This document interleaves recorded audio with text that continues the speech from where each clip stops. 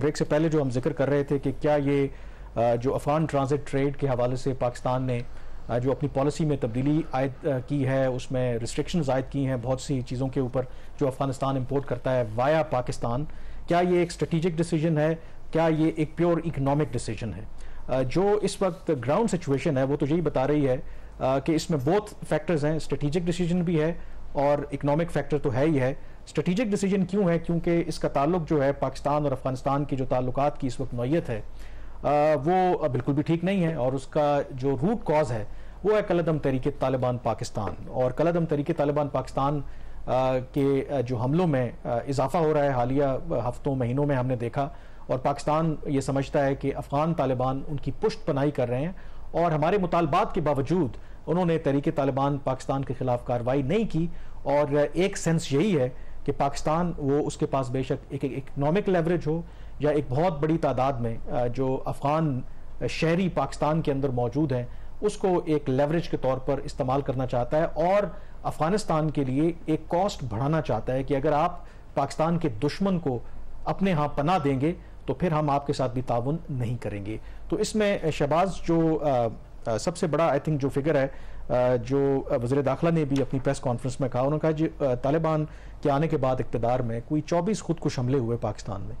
उन 24 खुदकुश हमलों में 14 खुदकुश हमले ऐसे थे जिसमें अफ़गान जो शहरी हैं वो मुलव्वस पाए गए हैं,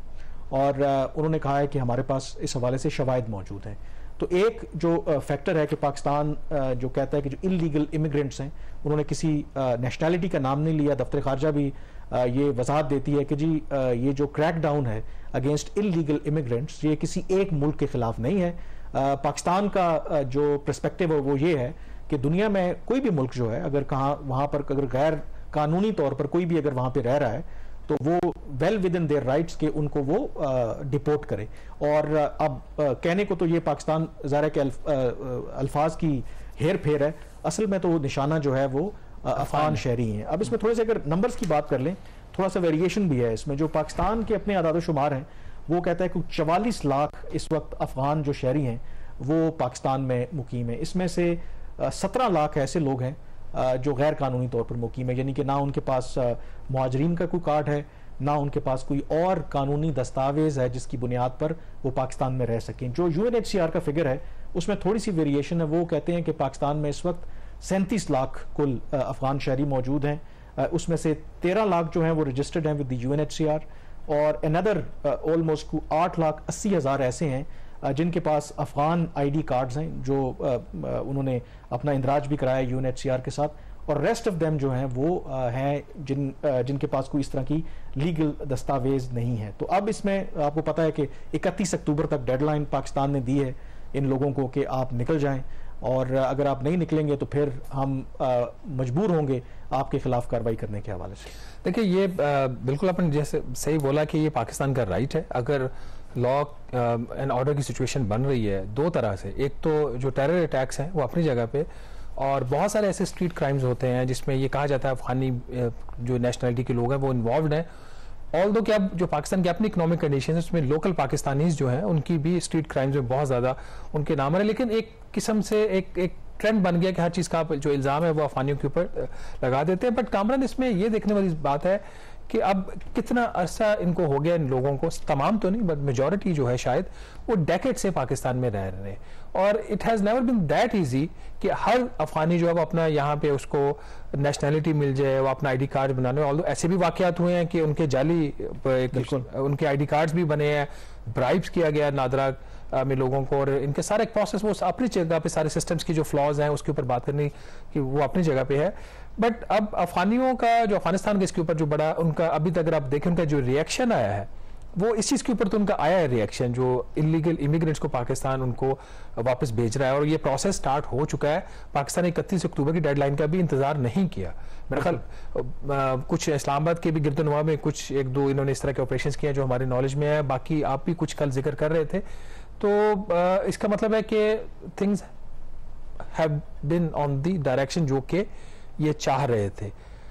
दूसरी साइड इसके ऊपर अभी तक अफगानिस्तान ने रिएक्शन नहीं दिया, वो इकोनॉमिक साइड है। इकोनॉमी के ऊपर उनकी तरफ से कोई आया, कोई किसी इकोनॉमी के ऊपर तो अभी नहीं आया, लेकिन जो पाकिस्तान का ये फैसला है कि जो गैर कानूनी तौर पर अफ़गान शहरी पाकिस्तान में हैं उनको अफ़गान तालिबान की हुकूमत ने कहा है कि ये बिल्कुल नाकाबिल कबूल है। मुल्ला याकूब जो उनके वज़ीर दिफा हैं, मुल्ला उमर के साहबजादे भी हैं, उन्होंने कहा कि ये तो बारबारिक यानी कि एक ज़ालमाना पाकिस्तान की तरफ से ये सिलसिला है। और जहाँ तक आपने इकनॉमिक फैक्टर की बात की तो हाँ, उन्होंने ये ज़रूर कहा है जो उनके वज़ीर दिफा हैं कि जो पाकिस्तान के अंदर अफ़गान जो बिजनेसमैन हैं जो अपना सरमाया वहाँ पे लगा रहे हैं, पाकिस्तान की मईशत में कंट्रीब्यूट कर रहे हैं, उनसे उन्होंने ज़रूर कहा है कि अगर पाकिस्तान आपको वहाँ पे नहीं रखना चाहता, आप अपना तमाम सरमाया वापस लेके अफ़गानिस्तान में आएँ, हम आपकी मदद करेंगे और ये जो सरमाया है, अपनी इन्वेस्टमेंट है, वो अफ़गानिस्तान की मईशत में उसको लगाएं। और दूसरा उन्होंने ये भी कहा है कि पाकिस्तान इस तरह के इक़दाम करेगा तो दोनों मुल्कों के दरमियान जो ताल्लुकात हैं वो मज़ीद जो हैं वो कशीदा होंगे। इसमें जो एक और जो फैक्टर है, जो चैलेंज है मेरे ख्याल में पाकिस्तान के लिए, देखें 17 लाख लोग हम कह रहे हैं कि गैर कानूनी तौर पर रह रहे हैं। नंबर 1 इनको ट्रेस करना, इनको ट्रैक करना, उसके हवाले से तो एक टास्क फोर्स बना दी है हुकूमत ने और आज शायद पेशावर में पहला इजलास भी हुआ है जो प्रोविंशियल जो टास्क फोर्स थी, उनको ट्रैक करना। फिर अगर इन लोगों को आप गिरफ्तार करते हैं और कुछ अरसे के लिए आप किसी प्रिजन सेल में रखते हैं कि हाँ हमारे पास इतनी फैसिलिटी है, फिर उनकी ट्रांसपोर्टेशन का एहतमाम करना, इनको वापस अपने मुल्क भेजना, ये अगेन एक बहुत बड़ा चैलेंज है। और अगर आप नंबर्स देखें ओवरऑल, यानी कि इस साल 2023 में अगर बात करें तो जो UNHCR के अपने फिगर्स हैं कि कुल हर जगह से कोई 8000 के करीब अफ़गान शहरी हैं जो अपने वतन वापस गए हैं और उनमें से 95% जो हैं वो पाकिस्तान से गए हैं। तो 8000 एक तरफ अगर आप 40-44 लाख का फिगर है, उसमें से सिर्फ 8000 जो लोग वापस गए हैं तो इट्स पीनट्स। और 17 लाख लोगों को वापस भेजना, again it's a big challenge और किस तरीके से इसको एग्जीक्यूट करेंगे ये एक बहुत बड़ा है। और इसमें ब्रेक पे जाने से पहले एक और जो पाकिस्तान ने भी स्टेप लिया है और वो भी अगेन उसका भी इम्पैक्ट आ सकता है, और वो है कि पाकिस्तान ने, आपको पता है कि अफगानिस्तान के साथ जो हमारे जो ताल्लुकात हैं और ड्यूरेंट लाइन और माजी की वजह से ना सिर्फ वीज़े की बुनियाद पर बल्कि जो उनका तस्करा है, यानी कि जो अफगानिस्तान का नेशनल ID कार्ड है उसकी बुनियाद पर भी लोग आते जाते थे। इसी तरह से पाकिस्तानियों की भी ये फैसिलिटी खास करके जो बॉर्डर के एरियाज़ में मौजूद थे, क्योंकि कई पाकिस्तानी ऐसे हैं जिनके अक्रॉस द बॉर्डर कारोबार हैं, वो चमन के रास्ते सुबह जाते हैं, शाम को वापस आ जाते हैं।